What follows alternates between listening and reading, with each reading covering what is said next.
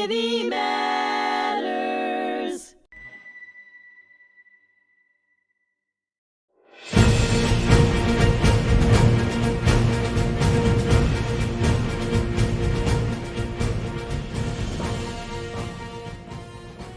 This is Rich Acritelli here on HMTV, here on the Fog of War and Humanity. We're going into our second episode this afternoon with Mr. Jeff Brett from King Quality.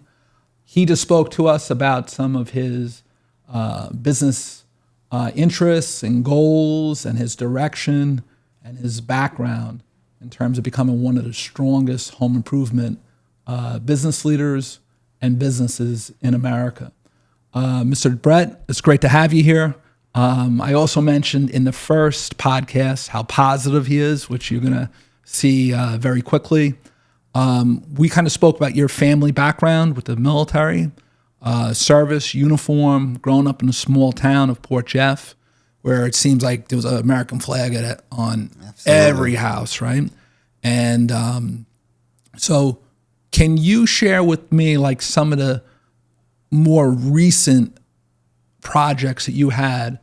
I know from reading in the paper and seeing it on News 12 that you had put a new roof on VFW Post 6249 in Rocky Point. Could you speak about that? Absolutely. And one of my cousins, who was more like an uncle, he was a little older than me, he was a Vietnam veteran, and his best friend was Jimmy Hankey, who you know, and he's a vet in Vietnam and a hero, and he was always a great influence on me, and I think he even gave me my first beer when I was a kid, sure. And I love him. He was a family member. It's a good memory, right? It's a great memory. Yeah. And he had called me and said, hey, we need a roof at VFW. But just like to emphasize what the American veterans are like. They don't want anything. They don't want anything for free. They win to give. They're used to giving everything. They used to give us, giving their life. So he called me up and said, yeah, they want to pay for it. And, in my mind, I'm not going to let these guys pay for it. And he introduced me to Joe, that runs Joe Cognatori. Yes. And Joe, of course, is, how much is it going to be? Can you give us a price? And I didn't give him a price right away because I was trying to just organize when I can do this and give it to them. And I called him back to say, hey, we're going to give you the roof. He was stunned, stunned. And he said, can't we pay for something? Can't we pay for this? And I think we needed, 100 boards of plywood or 150 boards. I don't remember what it was. And he was like, oh, we got to pay for that, and that's the kind of people that built America. And that's an old military installation. But it's also one of the more productive posts in all of New York State, if not the Northeast. So what you do is give it a longer lease on life to do those good things. Absolutely. Not only military related, but community related too. That's part of their mission. It's not only to help veterans out, but to be a dominant member of society, to help out people that are next door neighbors or the school or the fire department or however they can help. And so now your guys are doing that. What kind of feeling did you have when you saw that old roof getting ripped off? I was looking around and so many vets showed up, which I can't even believe it. Do you know what I mean? And of course, Joe and everybody else made food for everybody. They're feeding everyone. And that's the one thing with the VFW. My God. You can't cut weight at the VFW. You can't cut weight. Right? And Joe got big glasses like me to kid around. And I couldn't believe how grateful I was to be with these guys as they're making food. We made King Quality hoodies, with camouflage on them. We handed them out to everybody. And then without me asking, I didn't know it all. I see all these politicians there. And Joe, I'm sure, orchestrated it, but they made it Jeff Brett Day on Long Island, which was... And they had your glasses and the crown. The crown on. He's wearing the crown. And just, yes, we helped and we donated the roof, but those guys have to serve. And we had a student who's going to the Coast Guard Academy who won the county in wrestling. That was awesome. So you're looking at him and you're thinking of what it was like 30, 35 years ago, 40 years ago. Brought me back to my youth, and it was so awesome. Just the kids from Rocky Point, the veterans that helped, the politicians that came to be grateful for what we did. It was so amazing because, we gave the roof, we gave the donation of it, but these guys, gave their lives, gave everything, for this country. But what's so amazing and what we have to remember about the military is they don't like getting for they want to give back and they go all out. A lot of those guys didn't even use their own GI Bill. No. Because they were kind of done with their service at that time. They just wanted to go home. Absolutely. They didn't want to be bothered with the government and some of the paperwork. And they just paid for a lot of things themselves. And you're right, like those guys, it had to be a nice reminder of what life was like for you in Port Jeff. Absolutely. Because you're seeing those guys, they're older, they're moving a little bit slower, but they're still doing. Absolutely. And they're still helping. And a lot of those guys are suffering still from PTSD and Agent Orange and ailments from the war that just don't leave them. And they're still, dominant members of society. Absolutely. Do you know, it brought me back to my youth actually doing. I was looking at it when I was a young kid, 7, 8, 9, 10. I don't remember what the age, but we did a bunch of planting at Infant Jesus Church in Port Jefferson, and it's still there. We put that row of arborvitaes up on the side, or greens, whatever it is, and we're planting Saturday and Sunday. My dad, another veteran center fellow, and a whole bunch of other. It seems like when I look back on it, most of them were vets. Yeah. And we're doing the plantings, and we finish, and the priests are making us some food and stuff like that. When we finished the next day, I said to my dad, how much do we get paid? He goes, what do you mean, what do we get paid? And again, he hit me with you're helping out. Yeah, helping out, and he really planted that in there. And everybody that was there that did it had that. Was Father Frank there at that time? Father Frank started a couple years later, and Father Frank was a huge influence on my life personally and Hope House Ministries. Father Frank doesn't mess around. No, he doesn't mess around. Shortly after that, I was down there. My mom used to run the Polish Festival, and she started the Polish Festival for Infant Jesus to help raise money for the extension, which they did. And they have her picture up there, so it's awesome. My mom and my dad. My mom was the same way. What can you do to serve? Never what's in it for you, but what can we do and how can we help? And the day we were setting up for the Polish Festival, Father Frank pulled up with 7 or 8 kids in a van, and he had just started Hope House Ministries. And he said, hey, Jeff, come on over to the van. I want you to see these kids. And he goes, Jeff's your boss. You guys are going to help him set up. And that was the first time I had the bond with the Hope House kids. And we met, and I actually became friends with a lot of them. Yeah, and some of those guys are going through some hard situations. And Incredible. Right?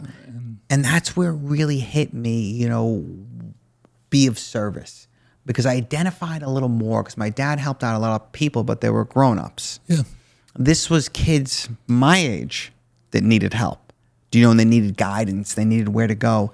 And I feel Father Frank helped me get that bond and know that everyone needs service. And your company helped with Hope House and their facilities, right? You also did some roofs and windows and doors and absolutely. Right? We donated quite a few 7 or 8 facilities. We donated roofs to, and quite a few windows and siding. And it's always, with Father Frank, he's not a veteran, but he's, a Massapequa, Long Island guy, and he is all about, there's nothing ever in it for him, ever. I think there's one thing, he likes chocolate chip cookies. Everything else is, how can I serve? How can I get? And we got totally no nonsense. No nonsense. And the amount of kids' lives that he's changed is just unbelievable. Yeah. I couldn't even put a number on it if I had to, but he has people that are politicians now, that are lawyers, that are doctors, that came through that there. had their own families, right? Have their own families, and one of my favorite guys, Matt LaNegro, when he passed away recently, that guy, when I first met him through Father Frank, he had a problem with some fights in college. He got kicked out. His life was a mess. He goes to Hope House and turns it around, where I don't know of anyone was of much service to young kids as him. He changed his life around. He had 2 great kids, a great wife, great business, turned everything around, and he passed away recently, but they just named one of the houses after him, the Matt LaNegro house, and we donated the roof recently, and I donated because of Matt, because of what he did in his life. And the LaNegros, through Port Jeff Sporting Goods and Trophy Hut, like you, they did a lot over the years where nobody would ever know. They would just find out the tip of the iceberg. Absolutely. They had this big business. I think what was the number? They were in the top 10 at one time of all privately owned, non-chained sporting goods stores. Absolutely. And they were so humble, you would never know it. And you always saw those kids working in there, right? And my buddy Frankie, who did the first episode here, he was screening shirts and working 3 jobs and teaching kids how to swing a baseball bat in the middle of Portchester Sporting Goods. But that's the importance of businesses doing well, being able to grow, right? Because what are you looking to do? You're looking to give it back. You can't give back if you're not successful. If you're not successful. And you know, it's one of those things where I know that your mind is always working, right? So what other things have you thought about, like just recently, let's say, or has come across your desk? Now, you did VFW Post 6249. We spoke about Father Frank. You're going to be helping me out with the VFW 6249 Suffolk County World War II Military History Museum in terms of doing the siding and the windows. And you're like a kid in a candy shop there in terms of looking at all the history. And I mean, it really stayed with you, the history, right? I love it. I love history is one of the few classes I did love in high school. Yeah. And I loved learning about it. I have a son that, you know, goes to Hillsdale in Michigan, and he loves the history, and it's one of the reasons why he chose it. And I love to learn more about that stuff. And, you know, a long time ago, you know, we helped out Father Frank, and then we were working with Lighthouse Missions on Thanksgiving, handing out turkeys, you know, and we've been doing it for quite a few years. And we finished doing it, you know, they help Where out are they homeless out people. of? The main spot is Bellport and Patchogue. Okay. And they had contacted us a long time ago about doing something for Thanksgiving. So we would hand out a couple hundred turkeys, and people would come to it, and the whole company would go.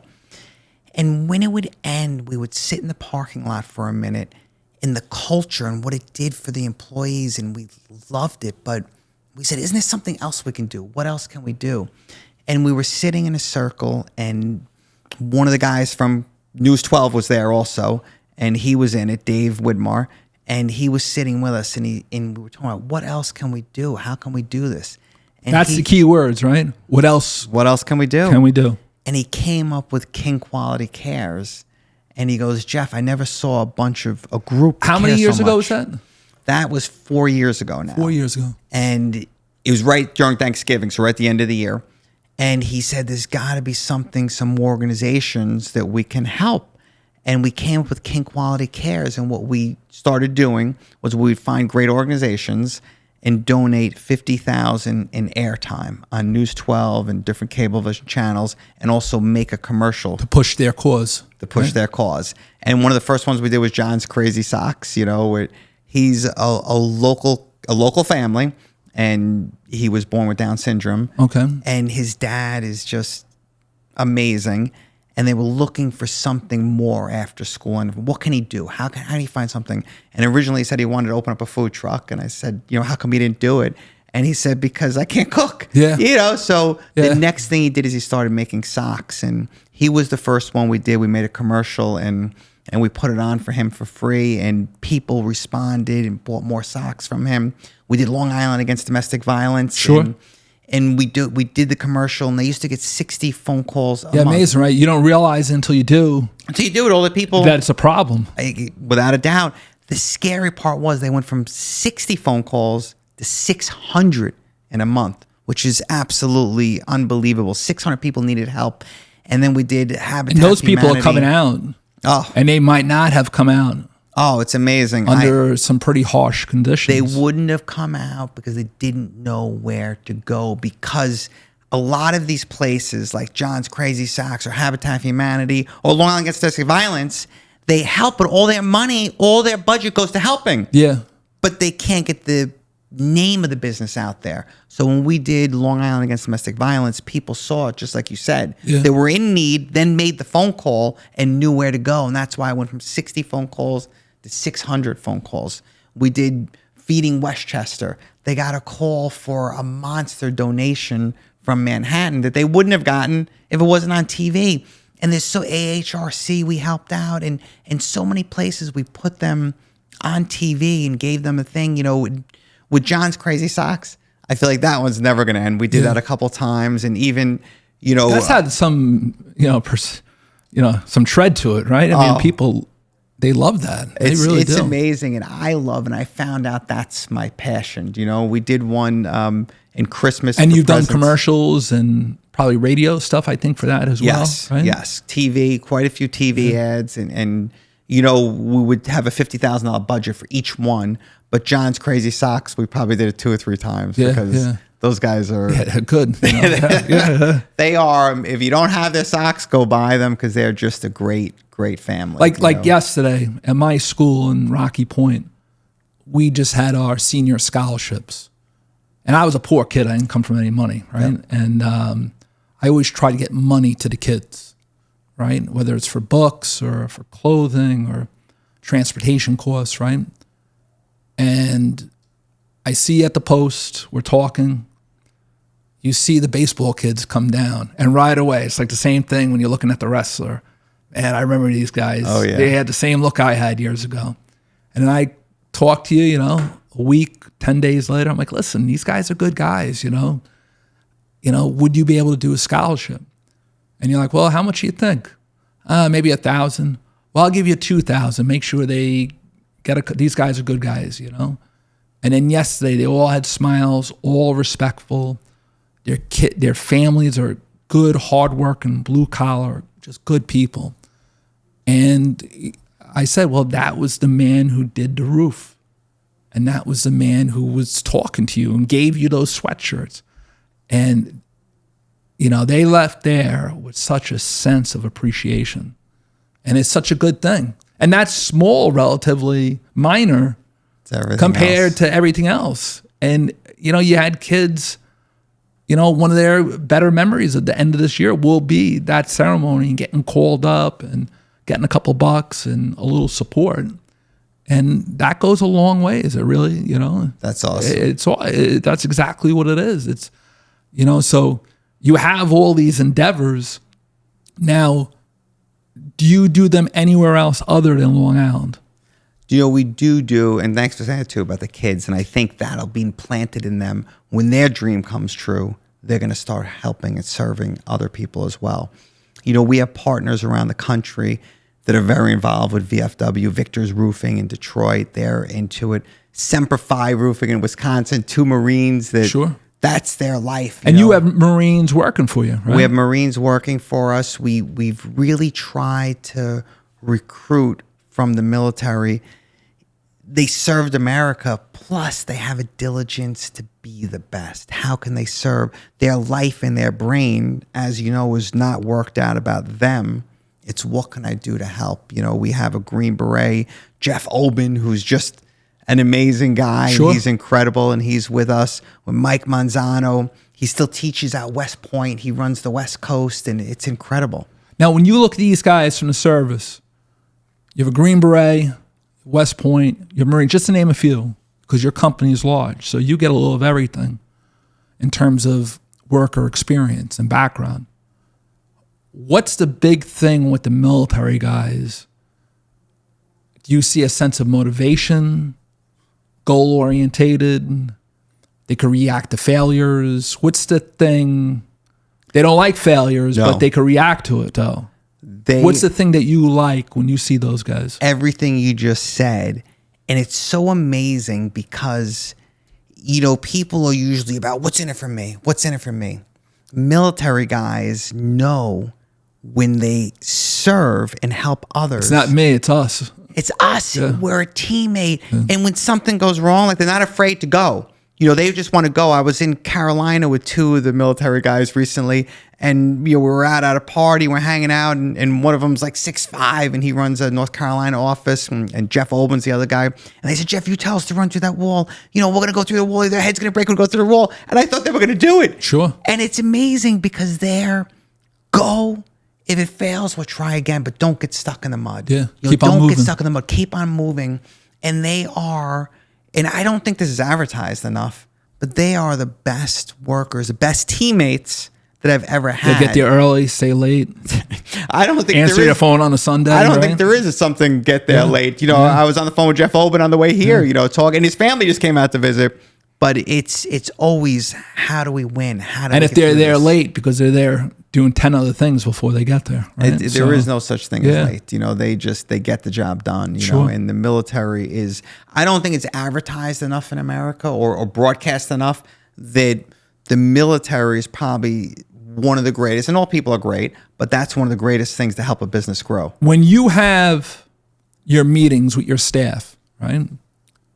Do you have some of the military guys kind of talk about leadership and teamwork and being singular goal orientated and then group goal orientated as well? Absolutely, and it's almost like they use the same methodology as the service to bring into business, and that's what changes everything. I was actually in Georgia last week, and at my office we had at Westchester and Long Island, they had big barbecues, and Jeff Olben ran the barbecue, and everyone's texting me, this guy, he's cooking the barbecue, doing the meeting on top, doing 5 different jobs, and people had the time of their lives. It wasn't work. It was fun to get to where we want to go. Sure. How can we serve? How can we help? How can we get to the next level? Now, when you looked at these guys, are they the foundation of your company? Absolutely. When we first started, we were starting out, there was only a couple of guys. Now, as I partnered up, around the country, sure, they're becoming the foundation of what's happening, and like I said earlier, I'm a little older now, and these guys are young, strong guys that just want to make that dream come true. Sure. And it's incredible to be that fortunate to be surrounded by so many guys, and I love seeing them and I love talking to them. And every time I leave the room after talking to them, I want to get back to work and I want to go do something, because it's just the way they think. Mentality is make a plan, get it done. What are some of their plans or goals? What are the things they pitch to you when you're sitting with them? It's really about their biggest thing is getting the job done and being number one, not number two. How are we going to become the biggest roofing contractor in the country? Yeah. There's no we'll do this if we're second place. There's only one way. Yeah, they don't want to be soft. Yeah. They don't want to be soft. Yeah. They don't want to be soft, and it's not even part of the conversation. And I feel like every time I talk to them, I leave more. I think I'm a good talker, but when I leave these guys, I feel like I have goosebumps and I'm ready to go to work. I'm ready to get going. But you're constantly learning. Absolutely. Right? Absolutely. You're a successful guy. You know your trade. You know your craft. But you got to constantly be learning in its own right. That's probably the best thing you just said, because I think people think they're an expert in their business. And what happens is they are a great company, but then all of a sudden they don't keep up with the times and it starts going down.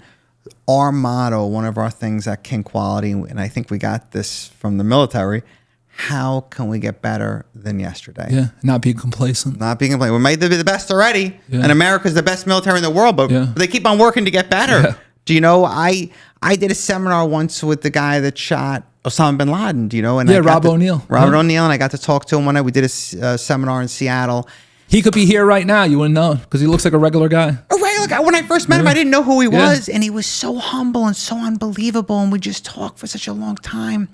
And just that attitude, the guy's one of the greatest American heroes of all time, but you would never know it, but he's always getting better than yesterday. Yeah, sure. And I love that attitude. I love that thing, and I love the way, I don't know, and you would know better than me, if the military trained them to be like that or they were born like that. It's a combination of both. Because it's amazing. Because you have to have something in you a little bit, but then you have to pay attention to the military and the things they're driving in you. Like making your bed. Doesn't seem like a big deal. But if you can't make your bed in the morning, then you can't get things done for the rest of the day. Absolutely. And in the service, if you didn't make your bed right, they threw it out the window. You're done. So you're not complacent. You're not, just resting on your laurels. You just keep on moving. And me, compared to other guys, I didn't do as much as the other guys, but it's uniform that you're taught that. You're Absolutely. A cook, a tailor, or you're handling nuclear weapons somewhere. You're taught the same things. You got it, man. Robert O'Neill told me a story about that. His room was perfect when he was trained to be a Navy. Perfect, like not a speck.